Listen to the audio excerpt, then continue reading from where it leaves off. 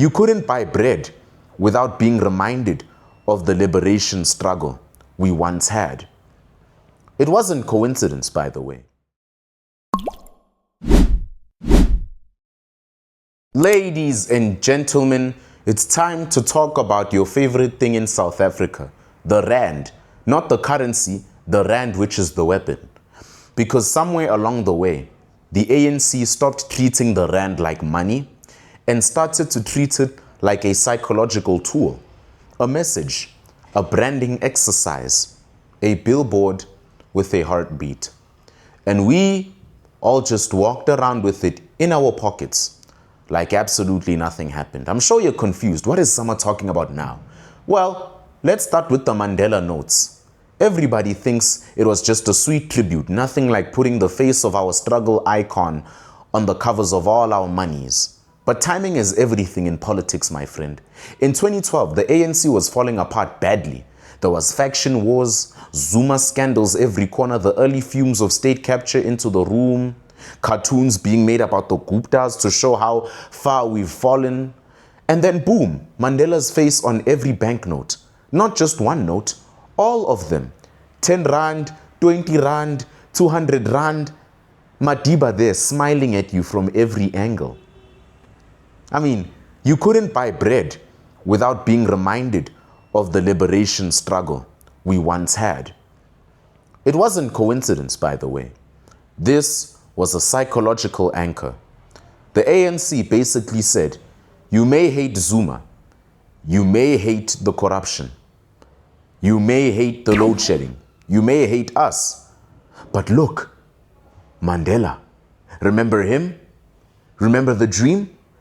Yeah, that's us, forever. It's the same trick authoritarian countries pull. Stalin on the currency, Mao on the currency, except ours was hidden under Rainbow Nation nostalgia. So every time you got angry at government failure, your wallet hit you with a guilt trip. And then you look at the trends. Mandela's approval rating was over 90%. The ANC's approval was dipping into the 50s and 40s. That gap, that emotional imbalance, the banknotes helped bridge it. Subliminally, casually, daily. Genius? Yes. It was. Was it honest? No, it wasn't. But wait, there's more. We need to talk about the Sweden printing fiasco. You don't know about that? Let me tell you, that is to this day feels like a plot out of a dark comedy. Let me tell you what happened. In 2010, the South African Reserve Bank outsourced printing millions of 100 rand notes to Swedish companies. In Sweden, not exactly around the corner. Not exactly necessary either, because South Africa already had its own printing capabilities, right? But somewhere, someone said, yes, I have an idea, guys. Let's outsource this multi-million rand contract overseas and it will cost millions to get it back, but it doesn't matter, it doesn't matter. And then suddenly things go wrong in every possible way. There was bad ink, the wrong colors, there were the wrong sizes, the money was duplicated in serial numbers, there was a printing error, everything was just a disaster. Millions of rand were shredded and millions more slipped into circulation like undercover agents. Counterfeits exploded. Confidence tanked. Ladies and gentlemen, this video is sponsored by Aquel in the fight against diabetes. World Diabetes Day might have passed on November 15th, but the mission does not stop. We are still fighting. So wear your blue, drink your water, and stay accountable. Aquel is reminding all of us, hydration is your first defense. Drink your water, eat your vitamins, watch your sugar, say your prayers, and say no to diabetes. Aquel, pure refreshment, pure fight. Let's keep on going. And you just have to ask, why outsource something so sensitive?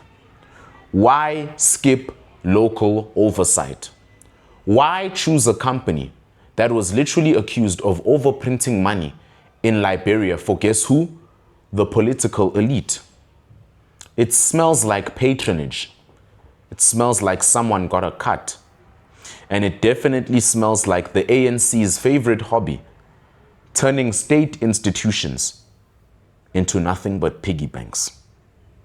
But that's the thing. Once you see it, you can't unsee it, and you start noticing a pattern. The design of the rand is not random. Because after apartheid, we shifted from colonial figures to big five animals. And then Mandela. And then in 2023, animal families, a lion and its cubs, a rhino and its baby. On the surface, that's cute.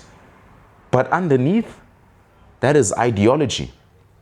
It's symbolism. You want to know what it is? It's the ANC embedding its version of unity into your subconscious. You hold that rand note and unknowingly you digest their message. Family, community, heritage, rainbow nation, after government. All concepts the ANC uses to brand itself as the eternal liberator, the true God of South Africa. Some analysts call this cultural capture propaganda without speeches, indoctrination without force. Just visuals repeated billions of times unknowingly until they become an unquestioned truth. But here's the clever part. While the image on the rand promoted unity, the economy behind the rand was actually falling apart. Under Mandela and Thabo Mbeki, the rand was very strong. Under Zuma, straight to the floor. 17 rand to the dollar. And every time people complained, the ANC pulled the oldest trick in the book. Blame white monopoly capital. Blame the global markets. Blame apartheid. Blame everything except themselves. And the weaker the rand got, the more South Africans relied on government subsidies, on tenders, and grants. The ANC's favorite ecosystem is grants because dependency equals votes. Radical economic transformation was not a plan. It was a strategy to centralize control while claiming to fight inequality.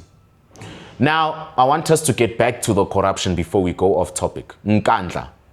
Gupta planes were landing at Waterkloof. Ministers were buying mansions with the stolen money with Mandela's face on it. Billions disappearing from SOEs like magic. You weaken the currency, you weaken trust, and the weaker and more drugged the people are, the easier they are to manipulate. You tell them you're the only party that can protect them.